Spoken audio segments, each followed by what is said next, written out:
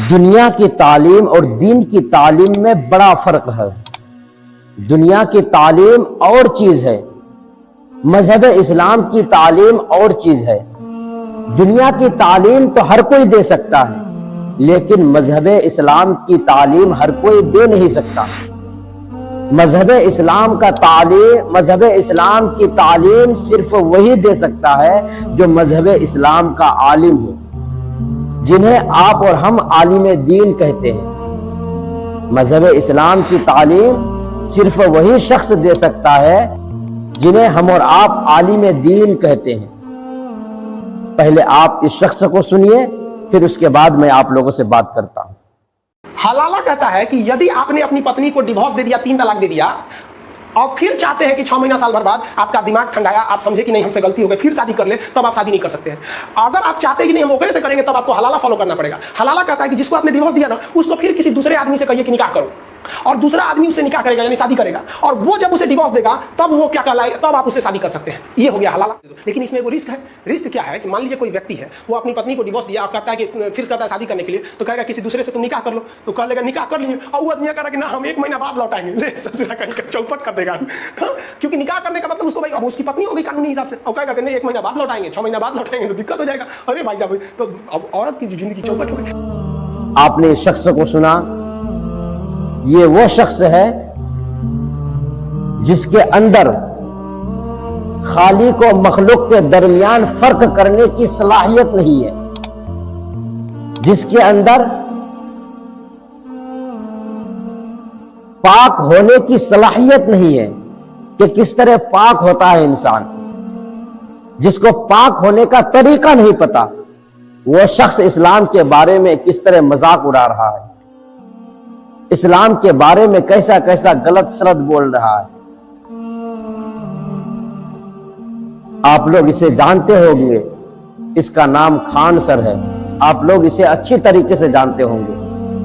نکاح جدید کو کچھ لوگوں نے حلالہ کا نام دے کر مذاق بنا رکھا ہے، اور یہ ذہن و فکر دینے کی کوشش کرتے ہیں کہ مذہب اسلام میں حلالہ ہے، جبکہ مذہب اسلام میں حلالہ ہے ہی نہیں، بلکہ اسے ہم نکاح جدید کہتے ہیں۔ یعنی اگر کوئی شخص اپنی بیوی کو 3 طلاق دے دیا تو اب وہ عورت اس کے لیے حرام ہو گئی۔ کیوں؟ اس لیے کہ اس کے نکاح سے نکل گئی، اب وہ آزاد ہو گئی، تو اب وہ عورت کیا کرے؟ پہلے وہ عورت عدت گزارے، اگر حاملہ ہے تو بچہ پیدا ہونے تک، اور اگر حاملہ نہیں ہے تو عدت گزارے۔ عدت گزارنے کے بعد پھر وہ عورت جس سے چاہے نکاح کرے، شوہر اول کو چھوڑ کر جس سے چاہے وہ عورت نکاح کرے، اور جب تک چاہے وہ عورت اس کے ساتھ رہے۔ اب وہ اس کی شریک حیات ہو گئی، یعنی لائف پارٹنر۔ اسی نکاح کو ہم لوگ نکاح جدید کہتے ہیں، اور کفار و مشرکین حلالہ کا نام دے کر مذاق بنا رکھا ہے، اور کہتا ہے کہ مذہب اسلام میں حلالہ ہے، جبکہ مذہب اسلام میں ایسا کوئی حلالہ ہے ہی نہیں۔ کچھ لوگ نکاح جدید کو حلالہ کا نام دے کر مذاق بنا رکھا ہے۔ جب کوئی مسلمان شخص اپنی بیوی کو طلاق دے دیتا ہے تو پھر اب وہ عورت اس کے لیے حرام ہو گئی، تو پھر وہ عورت عدت گزارنے کے بعد کسی دوسرے سے جس سے چاہے وہ نکاح کر لے، اسے نکاح جدید کہتے ہیں۔ تک چاہے اب وہ عورت جب تک چاہے اس کے ساتھ رہے، اب وہ اس کی شریک حیات ہو گئی، یعنی لائف پارٹنر۔ اسی نکاح جدید کو کچھ لوگوں نے حلالہ کا نام دے کر مذاق بنا رکھا ہے، اور حلالہ کا نام دے کر غلط سلط بولتے ہیں، جبکہ مذہب اسلام میں ایسا حلالہ ہے ہی نہیں، جس کو کچھ لوگ حلالہ کا نام دے کر غلط سلط بولتے ہیں، جبکہ اسلام خود اس کی اجازت نہیں دیتا۔ حلال کرنے کے لیے گھمانا اسلام میں اجازت نہیں ہے، جبکہ اسلام خود اس کی اجازت نہیں دیتا۔ حلال کرنے کے لیے گھمانا شریعت میں اجازت نہیں ہے، حلال کرنے کے لیے گھمانا شریعت میں نہیں ہے، بلکہ نکاح جدید کے بعد جب تک وہ عورت چاہے اس کے ساتھ رہے۔ اب اگر وہ طلاق دے دے تو پھر وہ شوہر اول سے نکاح کر سکتی ہے، اور اس کے لیے کوئی دباؤ نہیں ہے، کوئی ٹائم مقرر نہیں ہونا چاہیے۔ اگر کوئی ٹائم مقرر کر کے نکاح کرتا ہے اور پھر طلاق دیتا ہے تو اسلام میں اس کی اجازت نہیں ہے، اسلام میں اس کی اجازت نہیں ہے۔ اسلام میں ایسا کوئی مسئلہ نہیں ہے، اور اسلام میں بلا ضرورت طلاق دینا جائز نہیں ہے، کیونکہ حدیث پاک میں ہے اللہ رب العزت کے نزدیک حلال چیزوں میں انتہائی ناپسند چیز طلاق ہے۔ حدیث پاک میں ہے کہ اللہ رب العزت کے نزدیک حلال چیزوں میں انتہائی ناپسند چیز طلاق ہے۔ تو پھر اب سوال پیدا ہوتا ہے کہ پھر اسلام میں طلاق کیوں ہے؟ جب اسلام میں انتہائی ناپسند چیز طلاق ہے، جب حلال چیزوں میں انتہائی ناپسند چیز طلاق ہے، تو پھر اسلام میں طلاق کیوں ہے؟ تو آئیے میں آپ کو بتاتا چلوں۔ تو اسلام میں طلاق اس لیے ہے کہ اگر ایک دوسرے سے جدا ہونا چاہے یا ایک دوسرے کو جدا ہونے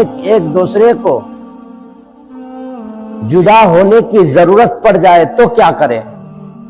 تو اس وقت طلاق کا سہارا لے کر ایک دوسرے سے الگ ہو سکتا ہے، ایک دوسرے سے جدا ہو سکتا ہے۔ اس لیے اسلام میں طلاق ہے، اور ہر چیز کا ایک وصول ہوتا ہے، ہر چیز کا ایک وصول ہوتا ہے۔ نکاح کے بندھن سے نکلنے کے لیے طلاق ایک سہارا ہے، کیونکہ ہر چیز کا ایک وصول ہوتا ہے، اور نکاح کے بندھن سے نکلنے کے لیے طلاق ایک سہارا ہے، ایک ذریعہ ہے۔ اور طلاق کی کئی قسمیں ہیں، طلاق رجعی، طلاق بائن، طلاق مغلظہ۔ طلاق مغلظہ الگ چیز ہے، طلاق رجعی الگ چیز ہے، طلاق بائن الگ چیز ہے، اور ہر ایک کا مسئلہ الگ الگ ہے۔ طلاق کی کئی قسمیں ہیں۔ طلاق رجعی وہ طلاق ہے جس سے عورت فوراً نکاح سے نہیں نکلتی۔ اگر مرد عدت کے اندر رجوع کر لیا تو پھر وہ اس کی بیوی ہی رہے گی، اور اگر عدت گزر جائے تو پھر وہ اس کے نکاح سے نکل جاتی ہے۔ لیکن اس کے باوجود بھی دونوں کی رضامندی سے دونوں نکاح کر سکتے ہیں۔ طلاق بائن، طلاق بائن وہ طلاق ہے جس سے عورت نکاح سے فوراً نکل جاتی ہے، اور پھر دونوں کی رضامندی سے دونوں پھر سے نکاح کر سکتے ہیں۔ لیکن طلاق مغلظہ جو ہے، یعنی 3 طلاق، اگر کوئی شخص اپنی بیوی کو 3 طلاق دیتا ہے تو پھر وہ عورت اس کے لیے حرام ہو جاتی ہے، کیونکہ وہ عورت اس سے نکل گئی، وہ عورت اس سے آزاد ہو گئی۔ اب پھر کیا کرے وہ عورت؟ تو وہ عورت پہلے عدت گزارے، اگر حاملہ ہے تو بچہ جننے تک، اور اگر حاملہ نہیں ہے تو پہلے وہ عدت گزارے، عدت گزارنے کے بعد پھر جس سے چاہے وہ عورت نکاح کرے، شوہر اول کو چھوڑ کر جس سے چاہے وہ نکاح کرے، اور وہ جب تک چاہے پھر وہ عورت اس کے ساتھ رہے، جس سے چاہے وہ عورت نکاح کرے۔ اس کو نکاح جدید کہتے ہیں۔ اور پھر جب تک چاہے وہ عورت اس کے ساتھ رہے، وہ اس کی لائف پارٹنر ہو گئی، شریک حیات ہو گئی۔ اب اگر وہ شوہر جس سے نکاح جدید ہوا تھا، اگر وہ شوہر اس کو طلاق دے دے تو پھر اب وہ عورت پہلے مرد سے نکاح کر سکتی ہے، ورنہ نہیں کر سکتی، ورنہ نہیں کر سکتی ہے۔ اس کے لیے شوہر اول ورنہ جائز نہیں ہے۔ اگر اسلامی تعلیم لینی ہو، اگر دین کی تعلیم لینی ہو تو کوئی عالم دین سے لیا کرے۔ اگر کوئی شخص اسلام کے بارے میں غلط بولے، اگر اسلام کے خلاف آپ کو کوئی بات لگے تو سمجھ جانا کہ اس انسان کو اسلام کے بارے میں پتہ نہیں ہے۔ اور میں اپنے مسلمان نوجوان بھائیوں سے خاص کر کے یہ مؤدبانہ گزارش کروں گا، ان سے کہوں گا کہ دینی تعلیم آپ اچھے سے اچھے علماء سے جانکاری لیں۔ دین کے متعلق کچھ سیکھنا ہو تو علماء کرام کے پاس بیٹھا کریں، ان سے پوچھا کریں کہ یہ کیا مسئلہ ہے، اس کا کیا حل ہے۔ کیونکہ میں نے آپ کو شروع میں بتایا کہ دنیا کی تعلیم اور چیز ہے اور مذہب اسلام کی تعلیم اور چیز ہے۔ دنیا کی تعلیم اور دین کی تعلیم میں بہت فرق ہے۔ دنیا کی تعلیم تو ہر کوئی دے سکتا ہے، لیکن مذہب اسلام کی تعلیم ہر کوئی نہیں دے سکتا، صرف عالم دین ہی دے سکتے ہیں۔ اس لیے اپنے مسلمان بھائیوں سے میں گزارش کروں گا کہ ان سے جہاں تک ہو سکے دین کے قریب ہو جائے، علماء کرام کے قریب رہے اور ہر شخص سے دین کی تعلیم نہ لے، ہر شخص سے دین کی تعلیم نہ لیا کرے۔ جس شخص کو پاک ہونے کا طریقہ نہیں پتا ہو، جس شخص کے اندر خالق اور مخلوق کے درمیان فرق کرنے کی صلاحیت نہ ہو، وہ شخص تم کو اسلام کے بارے میں کیا بتائے گا؟ اور ایسے لوگوں سے دین سیکھنا بھی درست نہیں ہے۔